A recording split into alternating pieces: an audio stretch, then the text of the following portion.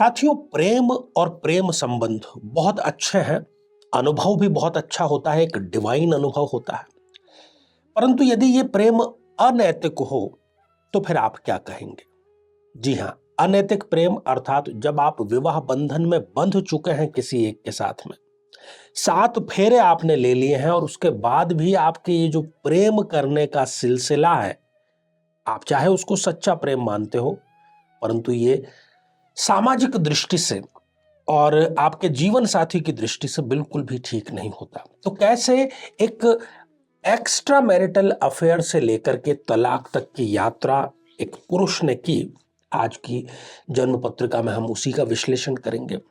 क्यों वो पुरुष अपनी आय का एक बहुत बड़ा हिस्सा अपने इस अनैतिक संबंध पर खर्च कर देता था, और ऐसा उसने 1, 2 या 3 बार नहीं किया, बल्कि जीवन भर उसका ये जो सिलसिला है वो जारी रहा।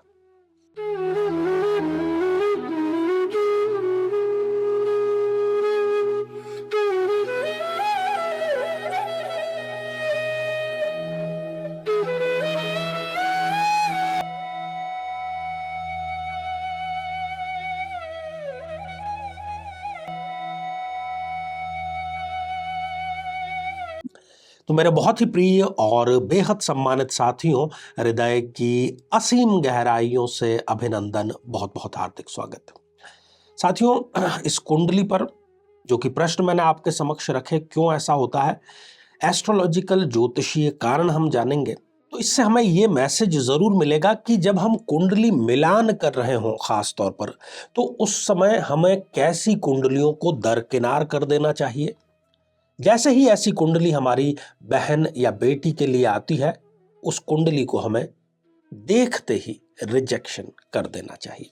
तो साथियों, इस मुद्दे पर आगे बढ़े उससे पहले आज के पंचांग और आज का दिन कैसा रहने वाला है उस पर बहुत ही संक्षिप्त राशि सूत्र पर एक निगाह डाल लेते हैं।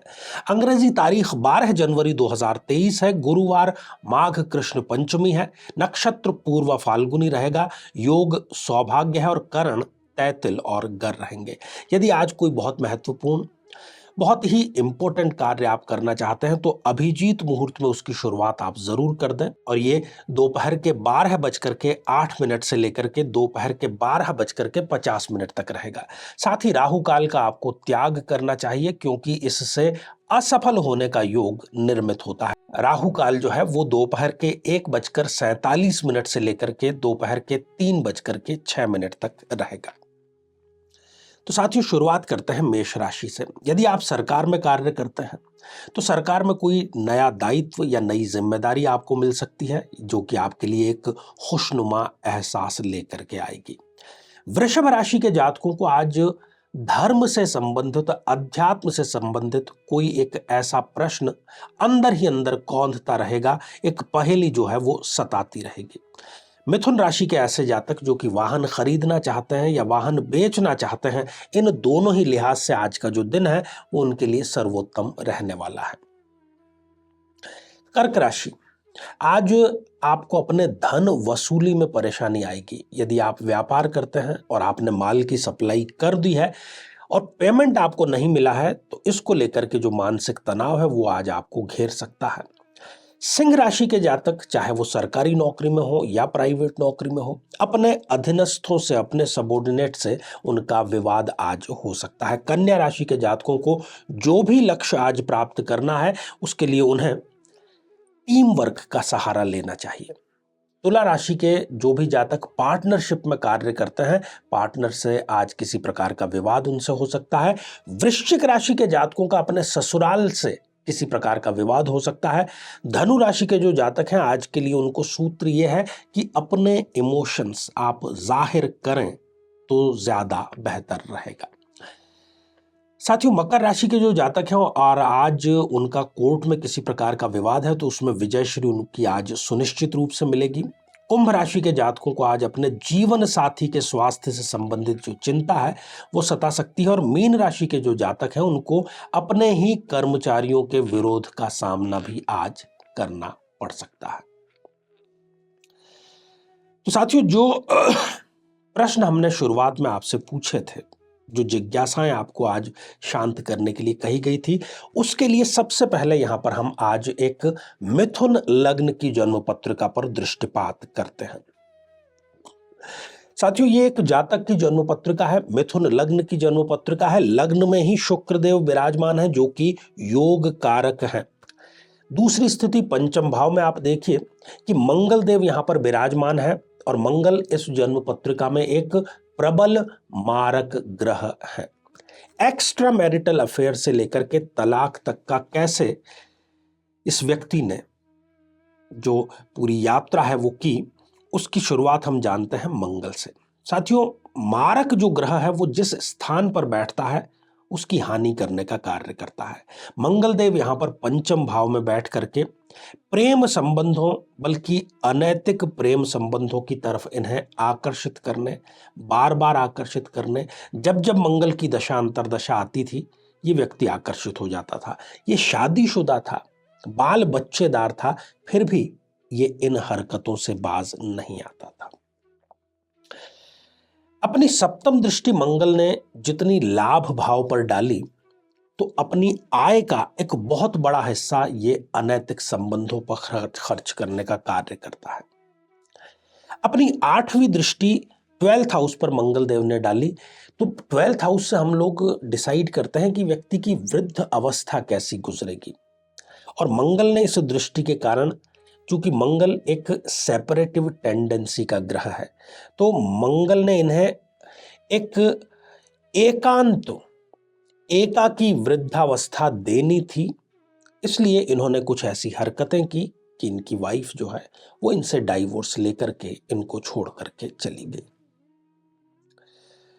साथियों, मंगल पंचम भाव में जो विराजमान है और पंचम भाव से हम व्यक्ति के संतान की और संतान के सुख की, इन दोनों की स्थितियों का पता करते हैं। इन्हें जो संतान है उसमें से एक संतान तो स्वस्थ है, परंतु जो दूसरी संतान है वो मानसिक रूप से दिव्यांग संतान है।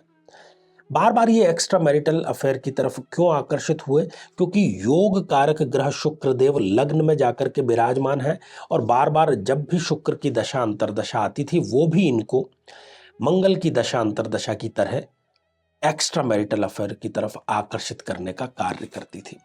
साथियों, इस एपिसोड को आपको बतलाने का सीधा सा उद्देश्य यही है कि जब भी मंगल मारक होता है तब खास तौर पर उसका जो नेगेटिव इफेक्ट है वो चाहे पुरुष की कुंडली हो, स्त्री की कुंडली हो, उस पर जरूर होता है। यदि आप अपने घर में अपनी बहन या बेटी के लिए किसी वर की तलाश कर रहे हैं और इस प्रकार की कोई स्थितियां जैसी कि कुंडली का आज हमने विश्लेषण किया यदि है, तो ऐसी कुंडली आते ही आप उसको त्याग दें, क्योंकि ऐसा व्यक्ति अपनी आदतों से बाज नहीं आएगा। और जब भी आप डिसीजन लें तो किसी विद्वान का सहारा जरूर लें और उसके द्वारा मंगल का, सभी ग्रहों का, सभी भावों का, केवल गुणों का नहीं।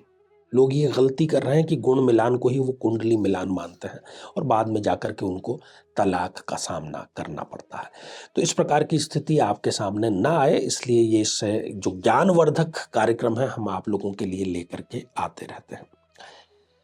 तो साथियों, अब हम बढ़ते हैं कमेंट सेक्शन की तरफ और आज का जो पहला कमेंट है वो शकुन शरण जी ने लिख भेजा है।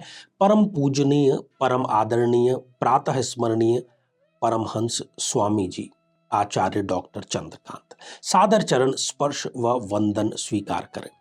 आचार्य जी, चंद्रदेव को प्रायः श्वेत पुष्पों का ही दान किया जाता है। मुझसे तो चंद्रदेव अक्सर रुष्ट ही रहते हैं, पता नहीं क्यों।